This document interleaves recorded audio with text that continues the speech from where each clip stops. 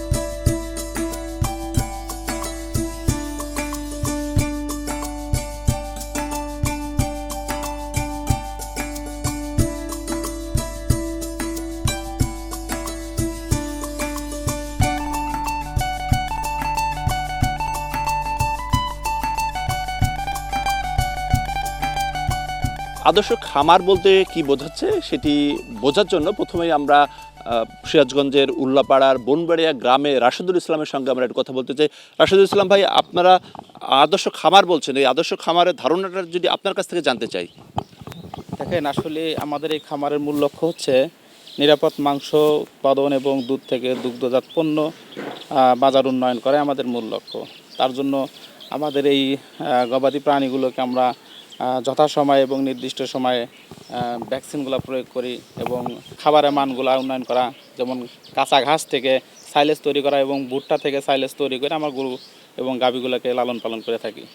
পরিষ্কার পরিচ্ছন্ন রাখতে হবে, যেমন বিভিন্ন ধরনের জীবাণুনাশক ওষুধ দ্বারা খামারকে পরিষ্কার পরিচ্ছন্ন করতে হবে, গরুগুলোকে সঠিকভাবে গোসল করানো এবং সঠিকভাবে ইয়ে করা। রাশেদুল ইসলাম ভাই, আপনার খামারের ভিতরে একটু যেতে চাই, চলুন।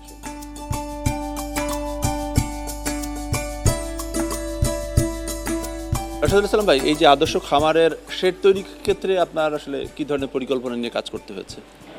জি দেখেন, আসলে একটা আদর্শ খামারের শেড তৈরি করতে গেলে আপনার ফ্লোর থেকে মিনিমাম 3 ফুট ফাঁকা রাখতে হবে, যাতে আলো বাতাস পর্যাপ্ত পরিমাণ গরুর লাগে, তাহলে গরু সুস্থ থাকবে এবং প্রাকৃতিক আলো বাতাসগুলো সঠিকভাবে পাবে। এই জন্য 3 ফুট আমরা ফাঁকা রাখছি, সেখানে আলো বাতাস সবসময় যাওয়া আসা করে। আর ফিডের চাইতে যদি কাঁচা ঘাস কিংবা ভুট্টা সাইলেজ আমরা নিয়মিত গরুকে সঠিকভাবে খাওয়াই, তাহলে মাংস এবং দুধের যে গুণগত মানটা অনেকটা ভালো আসবে এবং আদর্শ হবে আর। আচ্ছা, এই সাইলেজ কি আপনি নিজেই তৈরি করেন? জি, আমি নিজেই তৈরি। তো কী কী দিয়ে তৈরি করেন? এখানে আছে কাঁচা ঘাস কিংবা ভুট্টা, তার মধ্যে চিটাগুড়, নালি এবং কিছু কালচার ইউজ করা হয়, যেটা ব্যাকটেরিয়া উপকারী ব্যাকটেরিয়ার কাজে সহযোগিতা করে এবং খাবারের গুণগত মান বৃদ্ধি করে। তো সেক্ষেত্রে এই সাইলেজ বাজারের যে খাবার, সেই বাজারের খাবার না কিনে সাইলেজ তৈরি, এটা কি খরচ কম হচ্ছে?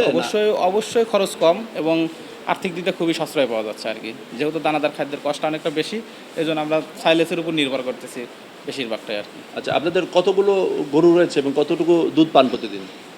আমার এখানে বাচ্চা আছে এবং সার সহ গাভী সহ মোট 40টা গরু।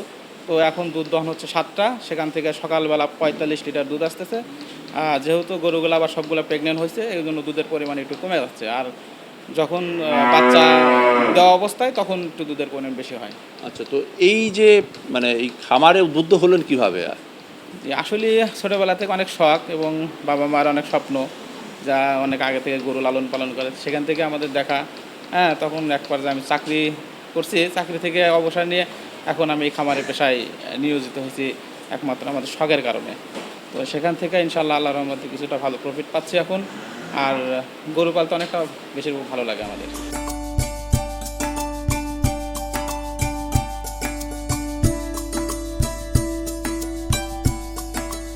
আচ্ছা, আদর্শ খামার আপনারা বলছেন, আদর্শ খামারের আসলে ধারণাটা আপনার কাছে কি একটু যদি জানতে চাই। আদর্শ খামারের ধারণা, এখন দেখেন আমরা খামারের মাঝখানে একটু অনেকটা ফাঁকা স্পেস রাখছি, যে জায়গাটুকু আমাদের গাভী এবং বাচ্চা অনেক সময় ছেড়ে দিয়ে রাখা হয়, যার কারণে গরুগুলো আরামদায়কভাবে চলাফেরা করে। সুন্দর ছায়া আছে এবং খাবারের পাত্র আছে, তারা যখন প্রয়োজন বাচ্চাগুলো তার নিজের চাহিদা মতো পানি খাচ্ছে, খাবার খাচ্ছে এবং প্রয়োজন হলে তারা ছায়ায় যা ঘুমাচ্ছে।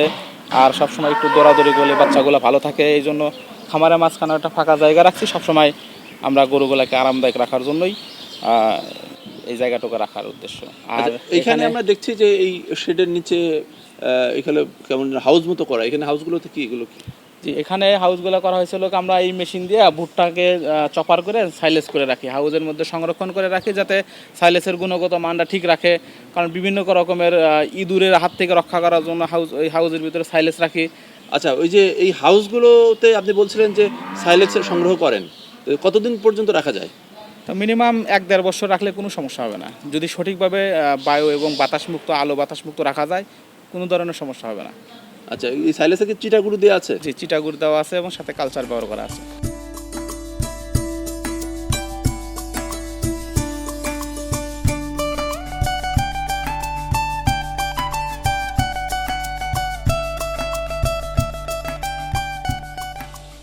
প্রিয় দর্শক, আমরা সিরাজগঞ্জের উল্লাপাড়ার সলপ ইউনিয়নের আরেকটি আদর্শ খামারে এসেছি। এখানে একজন নারী খামারি পাপিয়া খাতুন, তার খামারে তিনি কিভাবে আদর্শ পদ্ধতিতে গরু লালন পালন করছে সে বিষয়টি একটু তুলে ধরতে চাই।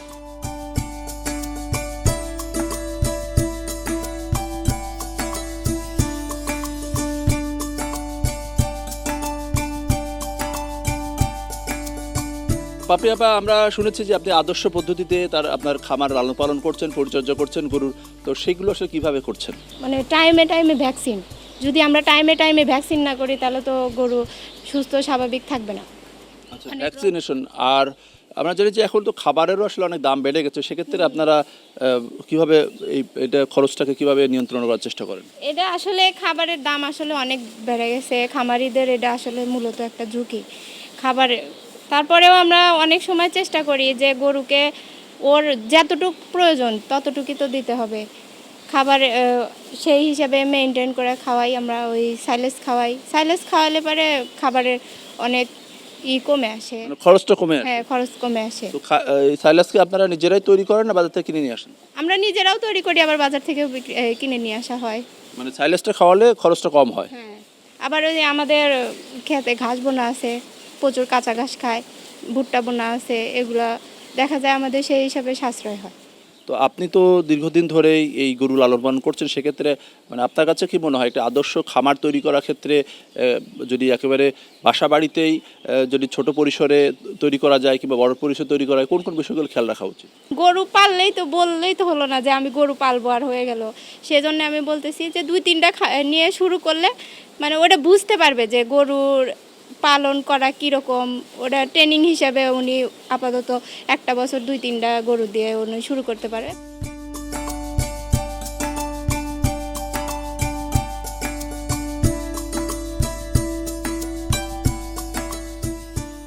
আবার আমরা দেখছি যে এখানে তো আপনার দুগ্ধজাত গরু রয়েছে, তো এই যে দুধগুলো আপনারা কিভাবে বিক্রি করেন? আমরা এখানে দুধ বিক্রি করি, এই তো সবাই জানে সলপের ঘোল, দুধ, মাঠা এগুলো সব বিখ্যাত।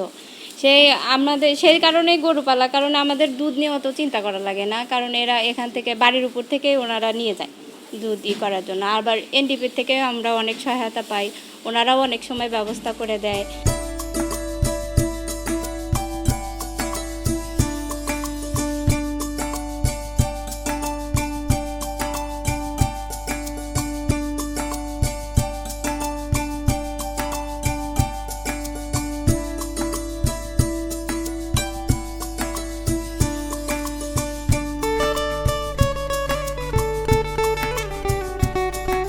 প্রিয় দর্শক, আদর্শ খামার আমরা দেখলাম, সেই আদর্শ খামারের দুধগুলো আসলে কোথায় যায় এর খোঁজ করতেই আমরা সলপ একটি এলাকা, সেখানে তৈরি হচ্ছে বিভিন্ন দোকানে দই, মিষ্টি, ঘোল এবং মাঠা।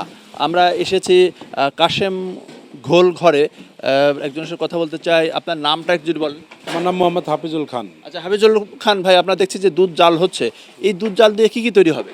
এখানে আমরা মাঠা, ঘোল, মিষ্টি, দই, ঘি, এত আমাদের এই ব্যবসাটা মূলত প্রায় 100 বছরের ঐতিহ্য। আমরা করতেছি, আমার বাপ করছে, আমার দাদা করছে, তার বাপ। এটা অনেক দিয়ে 100 বছর ধরে তো প্রায় আগে এত চলে নাই। মনে করেন যে বর্তমান মোটামুটি সারা বাংলাদেশ ব্যাপী আমাদের একটা নাম হয়ে গেছে ইনশাল্লাহ। মোটামুটি খুব ভালো চলে আর কি। ঘোল মাঠাটা আমরা মূলত স্পেশালভাবে তৈরি করি। আমরা সকাল 10টায় দুধ আসে, বিকাল 5টা পর্যন্ত জাল করি। আমাদের শুধু দুধ দেই, দুধ ব্যতীত, দুধ চিনি ব্যতীত আমরা অন্য কিছুই এর সাথে, এই জন্য আমাদের ঘোল মাঠাটা স্পেশাল হয় আর কি। এখানে তো দুধ জাল দেওয়া হচ্ছে, দুধ জাল দেওয়ার পরে তারপরে প্রক্রিয়াগুলো কি? তারপরে মনে করেন যে দুধগুলা তো এই পাতিলে আমরা এই হাউজে ঠান্ডা করব, ঠান্ডা করার পরে দই তৈরি করতে হবে। তারপরে এটাকে ব্লেন্ডার করেই ঘোল মাঠা বানাতে হয়। আচ্ছা, আগে দই তৈরি করে তারপরে ব্লেন্ডার দিয়ে সেটা তৈরি করা হয়। আচ্ছা আচ্ছা, ফলে ঘোল মাঠা সম্পর্কে মানুষ খায় ঠিকই, কিন্তু কীভাবে তৈরি করতে হয় সেটি আসলে অনেকেই জানা নাই। তো চলুন আমরা দেখে আসি।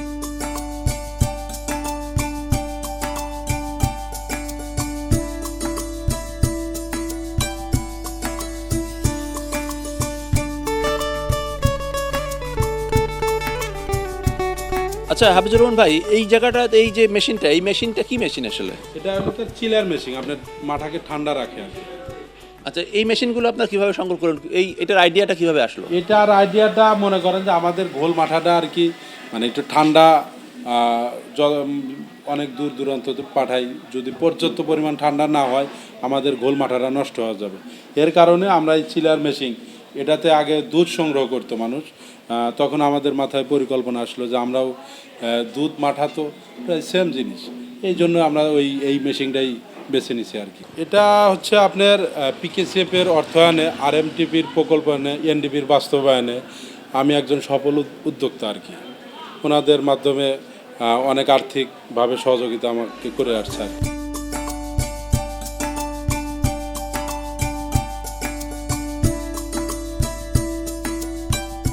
সিরাজগঞ্জের উল্লাপাড়ার এই সলপে আরেকটি কারখানা এসেছি, যেখানে প্রায় 100 বছরের ঐতিহ্য এবং 100 বছর ধরে তারা দই মিষ্টি তৈরি করেন।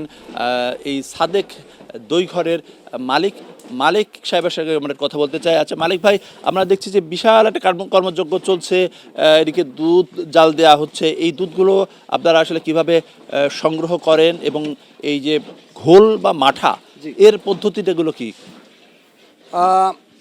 আমরা এই দুধ বিভিন্ন এলাকার খামারিদের কাছ থেকে এই দুধগুলো সংগ্রহ করে থাকি। এরপরে আমরা এই দুধ জাল হচ্ছে, এখান থেকে দই হবে, মাঠা হবে, ঘোল হবে, ঘি হবে সেখান থেকে। আচ্ছা, আপনাদের মানে সবচেয়ে খ্যাতি বেশি কোনটা? জি, আমাদের এখানে ঘোলের জন্য প্রসিদ্ধ এই সলপ রেল স্টেশন বাজারে আমার দাদার মরহুম সাদেক আলী খান, ওনার ঐতিহ্য, সেই 100 বছরের ঐতিহ্য এই ঘোল এবং মাঠা। এখন আমাদের এই ঘোলটা এই সিরাজগঞ্জ আঞ্চলিক ঘোলটা বেশি চলে। আর এই সিরাজগঞ্জের পরেই বিভিন্ন জেলাগুলোতে এবং বড় বড় উপশহরগুলোতে মাঠা চলে, যার কারণে আমরা ঘোলটাও তৈরি করি, মাঠাটাও তৈরি করি। তো এটা কিভাবে পাঠান আসলে? ঘোল মাঠা তো নষ্ট হয়ে যায়। ঘোল মাঠাটা আমরা যখন কুমিল্লা, ফেনী, চট্টগ্রাম দূর ডিস্ট্রিক্টে পাঠাই, তখন আমরা ওটা চিলিং মেশিন আছে, চিলিং মেশিনে ঠান্ডা করে তারপরে আমরা ঢোপে ট্রেনে অথবা বাসযোগে আমরা পাঠাই। এটা আমরা মাঠা বিক্রি করি 100 টাকা কেজি, আর ঘোল বিক্রি করি 80 টাকা কেজি। আর দই বেশি 150 টাকা কেজি।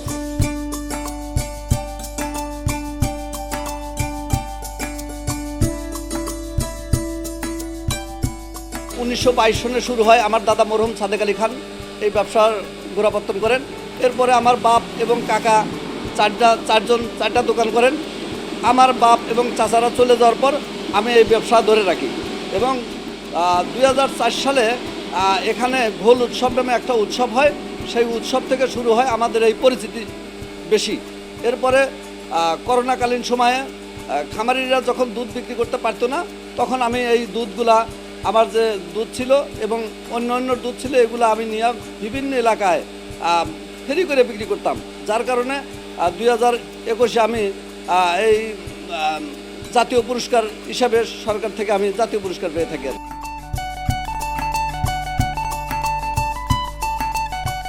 আচ্ছা আব্দুল মালেক ভাই, আপনি দুগ্ধজাত পণ্য তৈরি করছেন, তো ভবিষ্যতে আপনার পরিকল্পনা কি? আমি আইএসও সনদ পেয়েছি এবং আমি আমাদের এই বাংলাদেশ ছেড়েও আমি ভারতের কলকাতা, শিলিগুড়ি এবং মালদা আমি এই ঘোল এবং মাঠা পাঠিয়েছি। এজন্য আমি জিআই পণ্য হিসাবে আবেদনও করেছি। আমি আশা করি এই জিআই পণ্যটা পাবো। এটা পালে হয়তো আমাদের জন্য ঘোল এবং মাঠার জন্য এই সলপের একটা সুনাম ছড়িয়ে পড়বে সারা দেশ সহ এবং বিভিন্ন রাষ্ট্রে।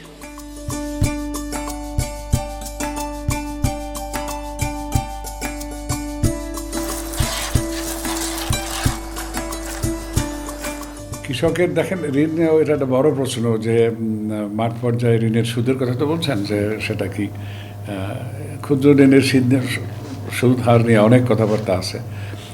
অনেক সময় এটা কমে গেছে, অনেক সময় আবার এটা হয়তো ক্ষুদ্র প্রান্তিক যাতে তাদের জন্য বেশি মনে হয়। কিন্তু আবারও খেয়াল রাখতে হবে যে এটার কস্ট অফ ফান্ড আছে তো, এবং তদারকি সব কিছু মিলিয়েও একটা কস্ট আছে।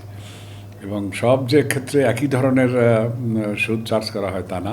আমরা যেমন অনেক সময় 0.5 রেটেও আমরা টাকা দিই।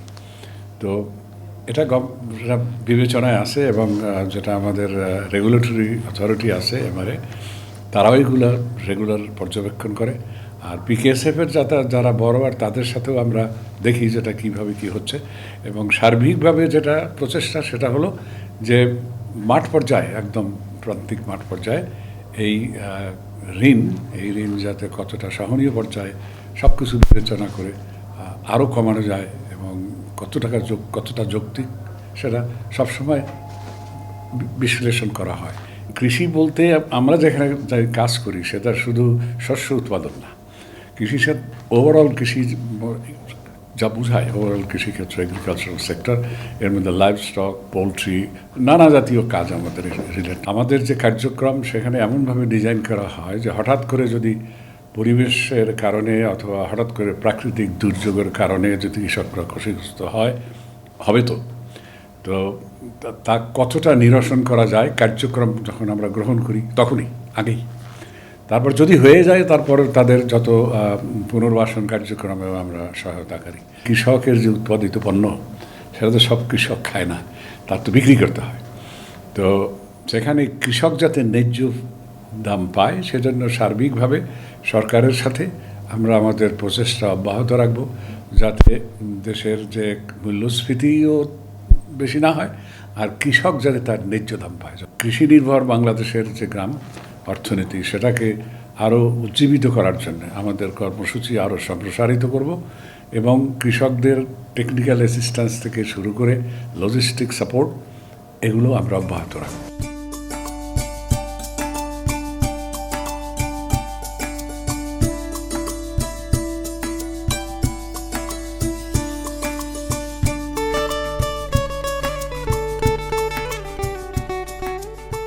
মানুষ সবসময় সুস্বাদু এবং ভালো কিছু খোঁজে, আর তা পেলেই তা নিয়ে ব্যাপক আলোচনা শুরু হয়ে যায়। এই সিরাজগঞ্জে আদর্শ খামার থেকে দুধ সংগ্রহ করে যেসব দুগ্ধজাত পণ্য তৈরি হচ্ছে, এর প্রসার আরও বাড়বে এবং সেই সঙ্গে এর মানও যেন ঠিক থাকে, এই প্রত্যাশা রেখে শেষ করছি আমাদের আজকের কৃষি উপযুক্ত অনুষ্ঠান। আগামী সপ্তাহে দেখা হবে ঠিক একই সময়ে। সবাই ভালো থাকুন, সুস্থ থাকুন, আর এটি নিউজের সঙ্গেই থাকুন।